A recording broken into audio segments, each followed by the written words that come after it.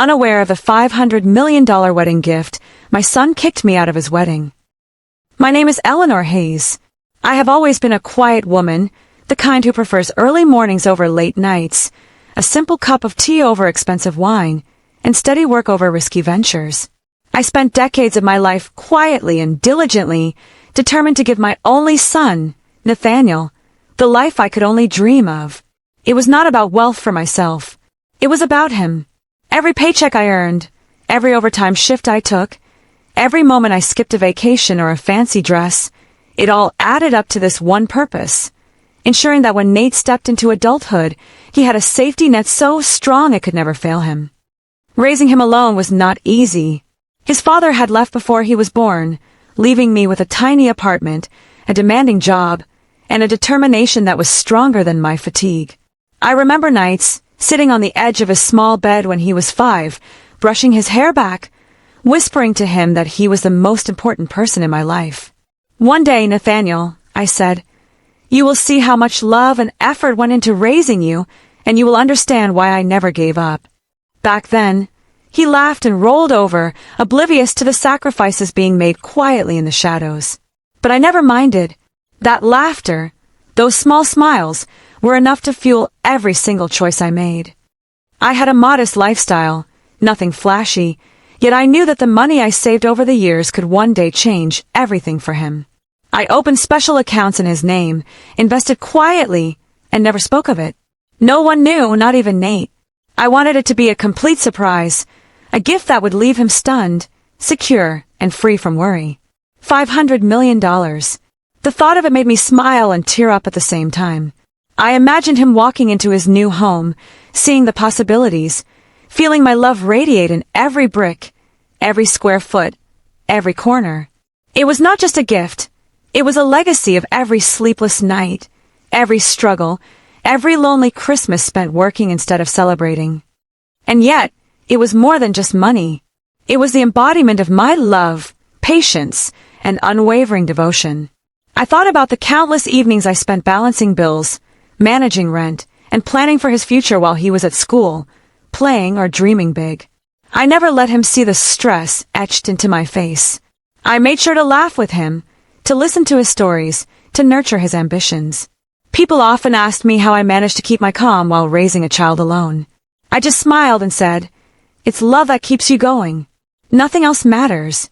And it was true. Love was the engine, the reason, the constant rhythm in the quiet of my life. I recall the moment I first started saving seriously. It was during a dull Thursday afternoon at the office when I realized I had been giving my best to everyone except myself. I had been scraping together money here and there, putting aside pennies, saving without ever allowing myself indulgences. I made a decision that day. Every cent that could one day give Nathaniel the freedom to live without worry would go into a fund he would never see until the day I chose to reveal it. At first, it was terrifying. $500 million seemed like a fantasy. It was a number so vast it almost made me dizzy to think about it. But over the years, small steps compounded into a reality. People at work often joked about my frugality. "Eleanor, you live like a monk," they said. And I would smile softly, replying, "Maybe, but it's for someone who matters more than anything." No one understood that it wasn't about control or fear. It was about love. I kept my life minimal, my pleasures modest, and my ambitions personal. Everything I sacrificed had a single purpose. And now, the day of his wedding had arrived, and my heart was swelling with both joy and anxiety. I had planned every detail in my mind, how I would hand him the envelope discreetly, how his eyes would widen, how he would pause, and finally how he would hug me tight, understanding everything in that single, overwhelming moment. I knew this day would be monumental for him, not just for the marriage, but for stepping into the life I had worked so hard to prepare him for. I pictured him standing in his tuxedo, surrounded by family and friends, and somewhere beneath the layers of laughter and celebration, he would notice me, his mother, standing quietly in the corner, envelope in hand, ready to gift him more than just money, a lifetime of security, love, and proof that all the struggles were worth it. I smiled softly, a mixture of pride and anxious excitement. No one knew, no one could imagine the enormity of this gift. Not his father, not the extended family, no one. And that secrecy made it even more perfect. It was entirely my moment to show him, entirely my expression of the years of devotion that had gone unseen. I felt a warmth deep inside, a gentle glow that whispered, "This is what love looks like." As I stood in the quiet of my apartment that morning, putting the envelope safely in my bag, I felt the culmination of decades press upon me, the anticipation, the hope, the trembling excitement. I imagined his surprise, his laughter, perhaps a tear or two. I imagined the pride and amazement in his eyes. I imagined him looking at me and finally understanding every decision I had ever made. For all the sleepless nights, the lonely meals, the sacrifices unseen, this was the moment where it all would shine. The house was quiet, but my heart was loud with emotion. I had done everything I could, every single choice, every careful step, all leading to this day. And I carried it forward into the sunlit morning, into the world of celebration and expectation, ready to give my son the ultimate gift. For him, everything had been done. Every choice, every struggle, every quiet triumph had led to this single, perfect opportunity. And I was ready. The morning air was crisp as I stepped out of my car, adjusting the delicate shawl around my shoulders. The grand estate where Nathaniel's wedding was being held gleamed under the soft sunlight, sprawling lawns dotted with guests laughing and mingling, floral arrangements so lavish they almost seemed unreal. I carried my bag close to me, the envelope inside hidden among everyday items, heavy not with weight but with the anticipation that churned inside my chest. Today was the day I had waited for, dreamed of, and prepared for over decades, and yet my stomach twisted nervously as I took each careful step toward the entrance. I paused for a moment, taking in the scene. Guests in tuxedos and flowing gowns mingled with servers carrying trays of champagne. The smell of fresh flowers and expensive perfumes mingled in the air. Somewhere near the main hall, I could hear Victoria's laugh, bright, confident, ringing out with happiness. My son, Nate, stood by her side, already looking like the man he was becoming, the image of poise and charm. I wanted to walk up to him immediately, to hand him the envelope and watch the magic happen, the realization, the amazement, the understanding of all I had done for him. But I hesitated. Weddings always demanded decorum, patience, timing. I couldn't just storm in. I had to wait for the right moment. Every step I took toward the hall was deliberate, measured, my eyes flicking briefly to the familiar faces of family I hadn't seen in months. Margaret, the wedding planner, spotted me and offered a subtle nod of acknowledgement. She knew me in a way. She had been around long enough to notice my quiet presence and careful manners. No words were exchanged, but I felt a small comfort in that acknowledgement. Somewhere in the midst of this sparkling, joyous chaos, I belonged, but only if my son allowed me to. Inside the hall, Nate's friends and colleagues were gathered, their laughter echoing against the high ceilings. The orchestral music began softly, signaling the upcoming ceremony. I could feel my heartbeat quicken. The envelope rested in my bag, my fingers brushing it occasionally as if seeking reassurance. I imagined the moment I would discreetly pass it to him, perhaps tucked under his arm while congratulating him, or maybe left with a trusted attendant to hand over during the reception. Every scenario played out in my mind with the kind of precision only a mother who has planned decades of sacrifice could imagine. I remember the countless nights I had spent envisioning today, the day he would marry, stepping into the life of his choosing, and yet, in some quiet corner, I would have a hand in ensuring his future, providing him with freedom, security, and a foundation stronger than anyone could imagine. It wasn't about control. It was about love, the kind of love that waits, sacrifices, and works tirelessly without recognition. And now, standing here, dressed in understated elegance so as not to distract or boast, I felt that love radiate through me, tethering me to him even before he noticed I was there. The excitement in the hall grew as the officiant prepared to begin. Guests shifted in their seats, whispers of admiration and excitement floating around the room. I watched as Victoria adjusted the veil, laughing softly with Nate as he straightened his bow tie. My chest tightened. This was the moment. I should have been overwhelmed by the beauty, the joy, the life milestones, and yet, my mind remained focused on a single objective, ensuring my son knew, finally, how much I had sacrificed and what I had done for him. I moved slowly toward a seat at the edge of the hall, careful to blend into the background. No one should notice me too soon. I watched, invisible yet present, feeling the anticipation build with every passing second. I could hear snippets of conversations, laughter, champagne flutes clinking. The energy was intoxicating, a mix of celebration and nervous excitement, and my heart beat in sync with the room. Soon, I would reach the point where I could make my move, where the envelope could change everything. But with each passing moment, I also felt a flicker of anxiety. What if Nate didn't notice me? What if he misread my presence, thinking I was simply another guest or an intruder in the sea of well-dressed faces? My mind raced with 1,000 what-ifs, but the certainty of my love anchored me. I had done everything I could, and now it was a matter of timing, patience, and careful observation. I adjusted the shawl again, letting my eyes linger on Nate for just a moment longer. He looked radiant, confident, but unaware of the decades of work, sacrifice, and love that had brought him to this exact moment. Unaware that in the quiet corner of the room, his mother, Eleanor Hayes, held a secret that would change everything for him if only the timing allowed. The music swelled, signaling the ceremony's beginning. My pulse quickened. I could almost imagine the moment I would hand him the envelope, how his eyes would widen, how he might hesitate, confused at first, then recognition, gratitude, perhaps tears.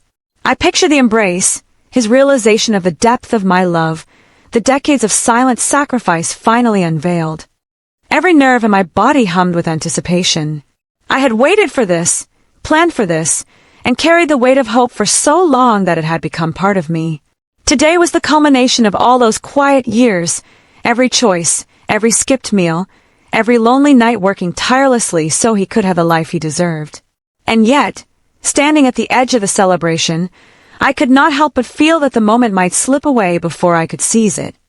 I adjusted my posture, reminding myself to breathe, to be patient, to wait for the perfect opening.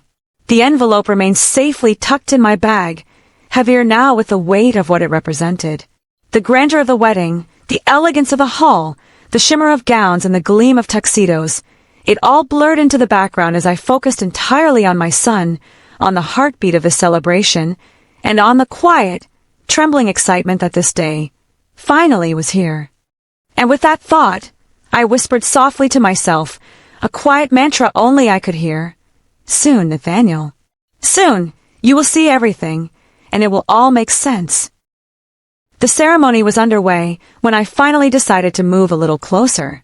The music had softened, and the officiant's voice filled the hall, weaving words about love, commitment, and shared futures.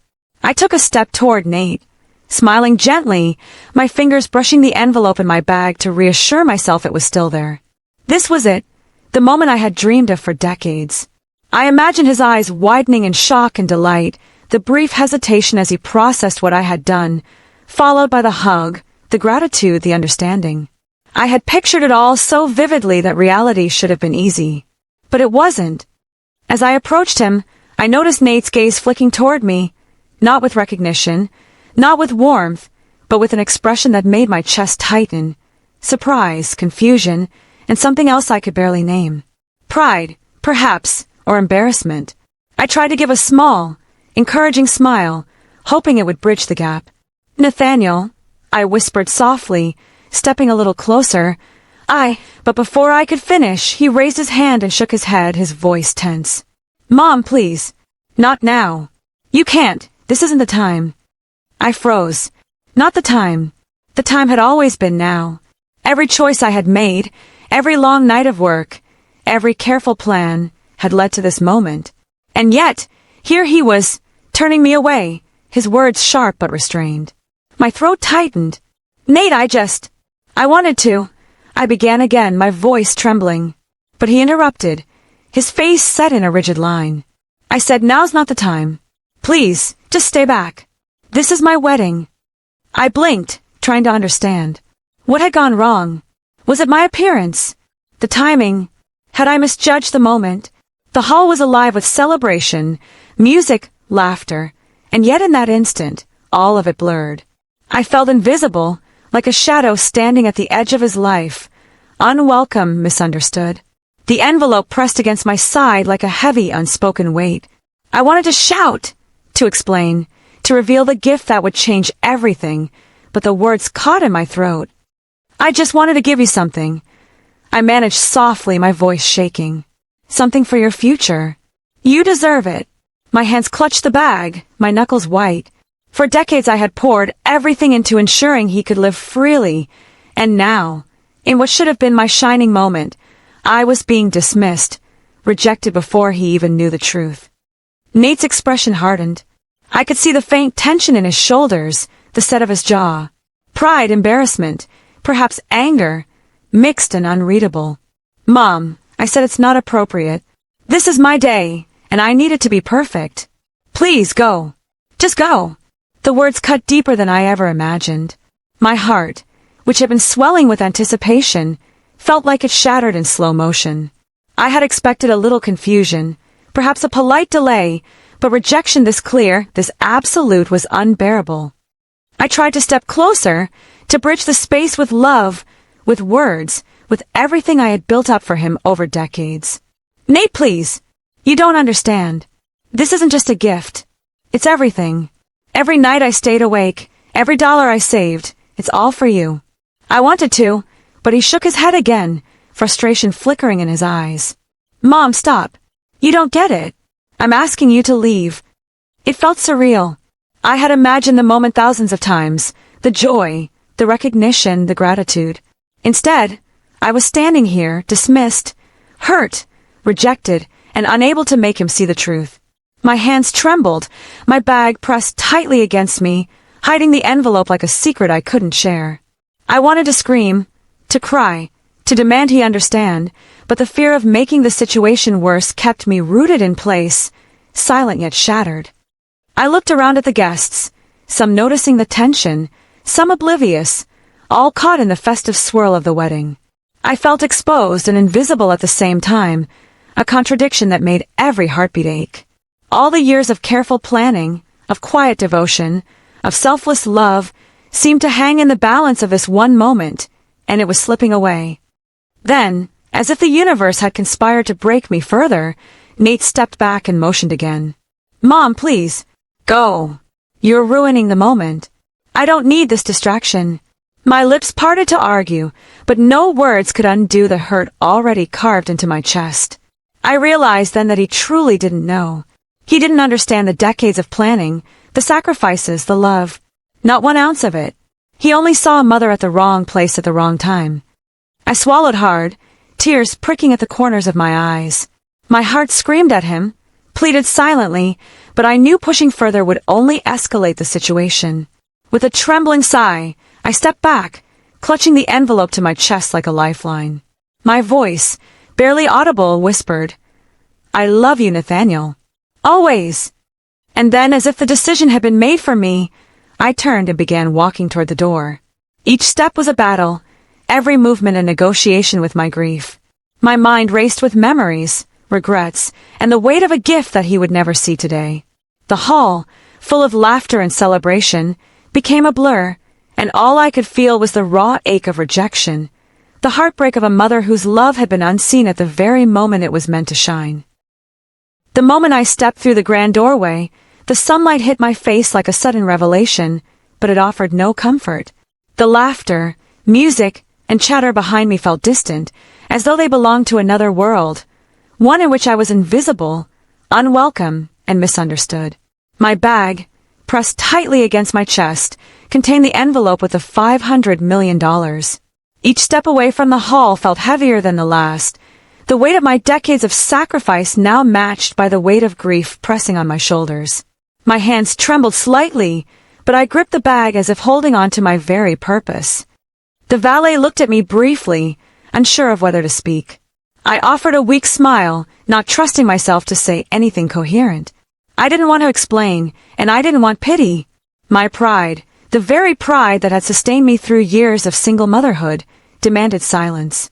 I moved steadily across the polished grounds, past the manicured lawns, past the ornate fountains glistening in the sun, all symbols of a world celebrating joy while I carried heartbreak in my chest. every memory of raising Nathaniel surfaced as I walked. The nights I had stayed awake, counting bills, calculating the smallest ways to save, the mornings I had trudged through cold streets to work long hours, and the times I had swallowed tears just so he could smile. I had done all of this for him, for the future he deserved. And now, after all the preparation, all the silent devotion, I was cast aside in a moment of misunderstanding. Each memory was a sharpened echo, a reminder that love alone is sometimes invisible until it's too late.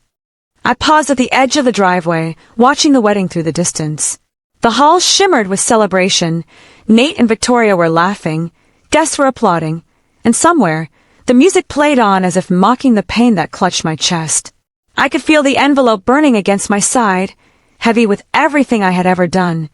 A secret treasure I had hoped would finally bridge the gap between years of silence and this one glorious day. I had imagined him opening it with joy, the shock and delight making him pause in the middle of the celebration, finally realizing that his mother had always been his quiet guardian angel.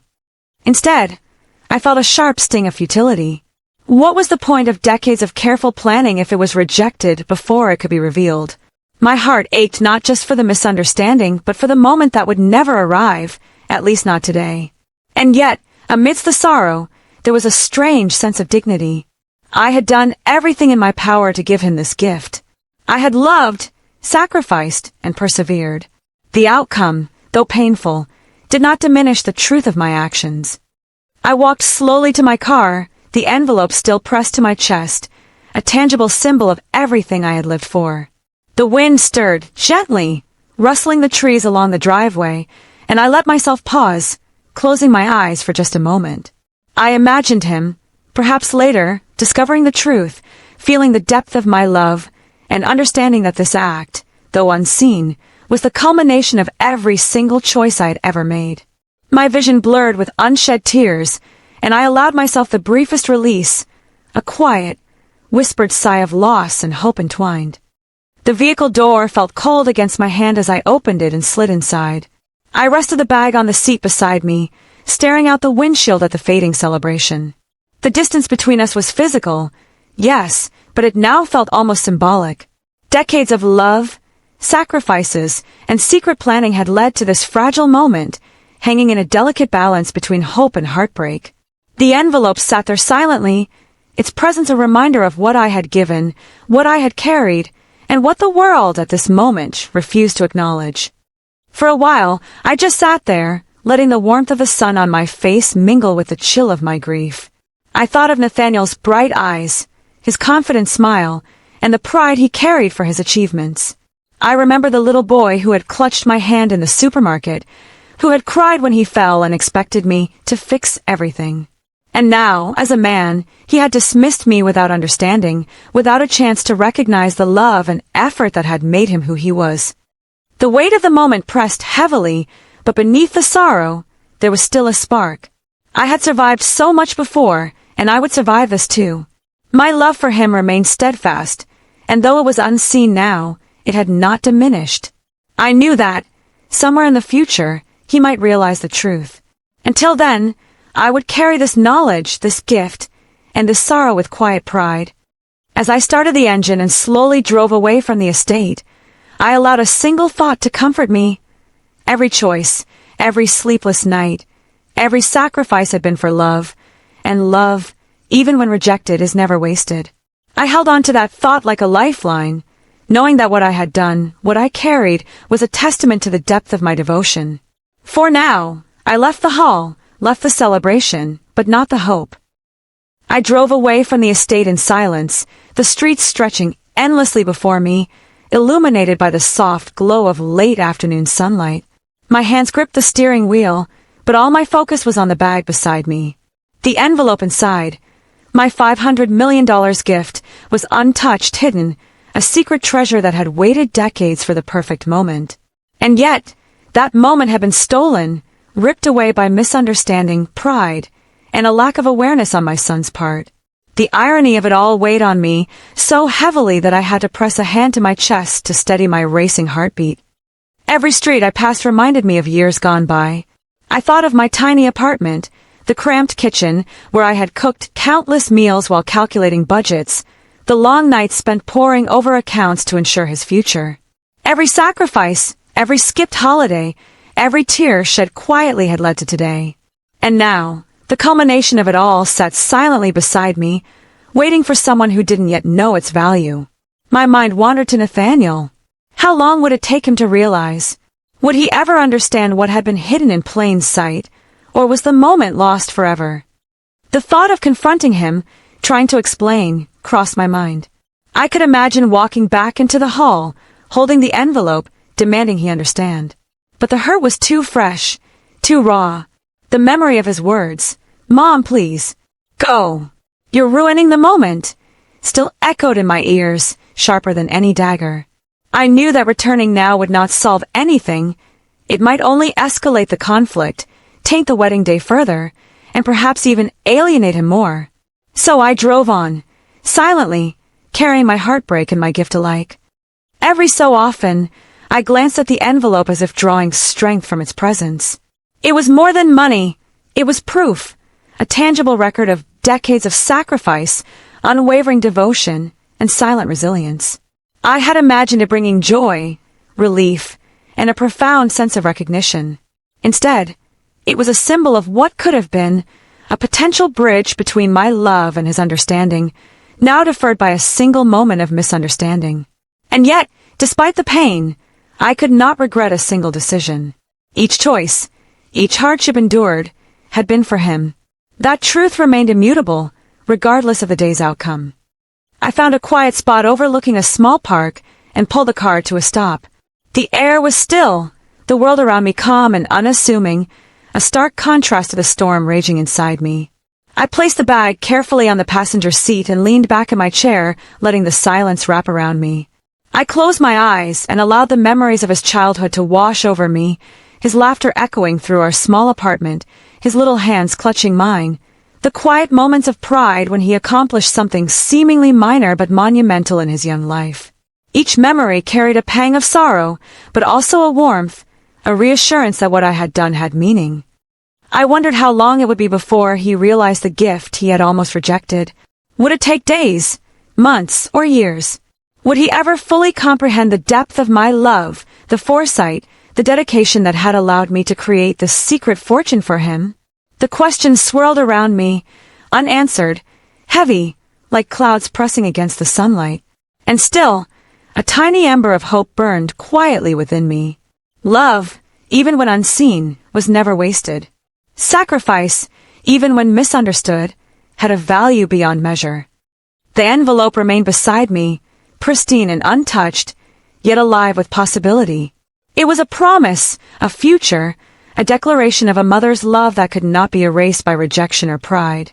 I imagined a day, far away, when he might finally open it, and perhaps then he would look at me with eyes wide not in anger or confusion, but in awe and gratitude. Perhaps he would finally see what had been there all along, silent, patient, unwavering. For now, I let the moment breathe, holding on to the delicate tension between loss and hope. The wedding, the laughter, the celebration, these were events in time. But what I carried, what I had built quietly over decades, was timeless. It was a testament to enduring love, to the quiet power of sacrifice, and to the faith that, even in absence, one's devotion can leave a lasting imprint. I rested my head against the seat, feeling the warmth of the afternoon sun through the windshield, and whispered softly to myself, "One day, Nathaniel, you will see. One day, you will understand. And when that day comes, everything will make sense." The envelope sat there beside me, a quiet sentinel of love and a secret yet to be revealed, waiting for the right moment to change everything. And until that moment arrived, I would carry my grief, my hope, and my devotion in equal measure, knowing that the love of a mother is never truly lost, even when unseen.